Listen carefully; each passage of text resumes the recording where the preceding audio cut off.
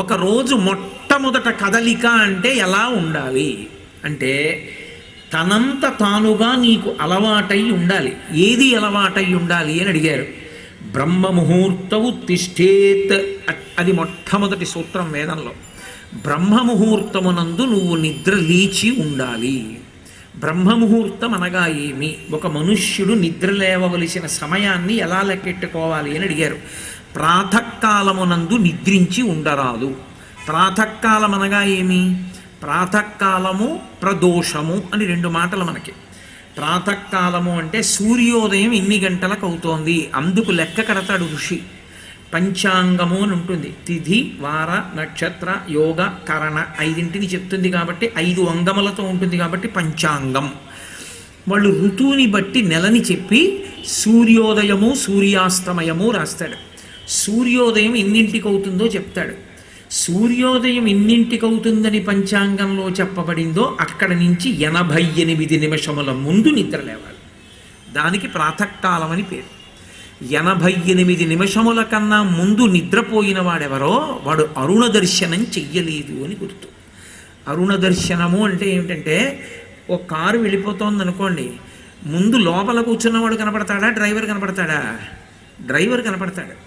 అలాగే పరబ్రహ్మస్వరూపుడైనటువంటి సూర్యనారాయణ మూర్తి వస్తున్నప్పుడు మొదట ఆయన సారథి కనపడతాడు. ఆయన సారథికి అరుణుడు అని పేరు.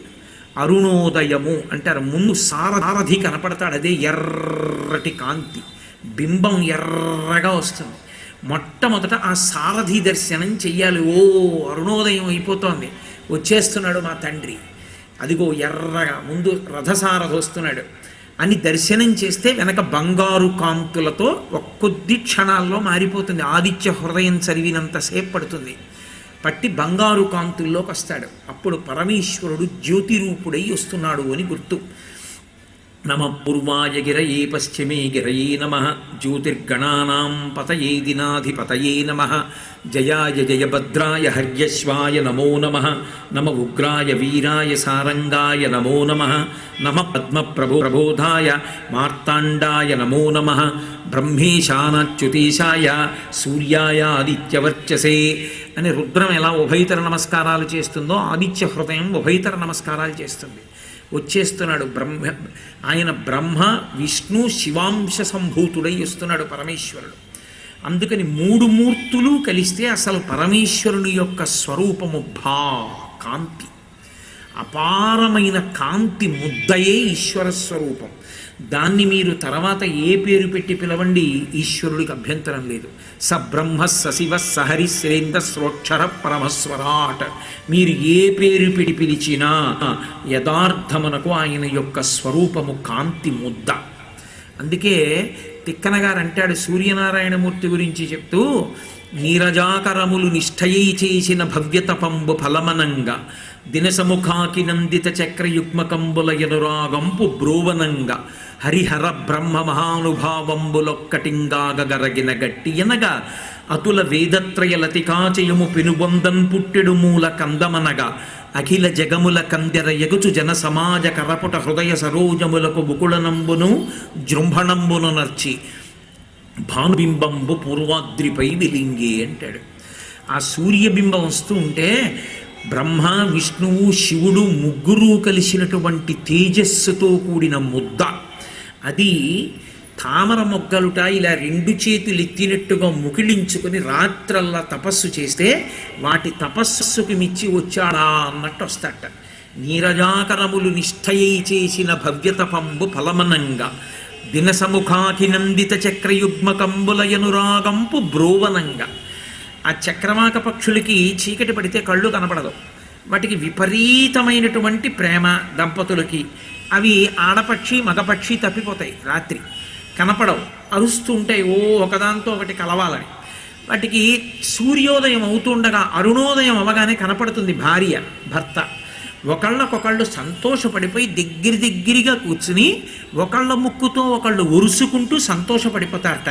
రాత్రల్లా భార్య కనపడలేదని భర్త, భర్త కనపడలేదని భార్య, చక్రవాక పక్షుల జంటలు మహానుభావా నువ్వు ఉదయించవయ్యా, మా దంపతులకు ఒకళ్ళం కనపడతామని ప్రార్థన చేస్తే వచ్చాడా అన్నట్టుగా వచ్చేట. చక్రయుగ్మకంబులయనురాగంపు బ్రోవనంగా హరిహరిహర బ్రహ్మ మహానుభావంబులొక్కటింకాగ గరగిన గట్టి అనగా బ్రహ్మగారిని విష్ణువుని పరమశివుణ్ణి కలిపి ఒక ముద్ద చేసేస్తే ఆ ముద్ద ఒక తేజపుంజమైతే అదే సూర్యనారాయణమూర్తి. కాబట్టి కరగిన గట్టి అనగా అతుల వేదత్రయ లతికాచయము పెనుబొందన్ పుట్టెడు మూలకందమనగా, ఒక కందని తీసుకెళ్లి మట్టిలో పాతితే 3 వేపుల నుంచి 3 తీగలు పుట్టినట్టు వేదములనబడేటటువంటి తీగలు ఏ పరబ్రహ్మము నుండి పుట్టాయో ఆ పరబ్రహ్మం అనేటటువంటి ముద్ద చూడాలంటే నువ్వు సూర్యనారాయణమూర్తిని చూడాలి.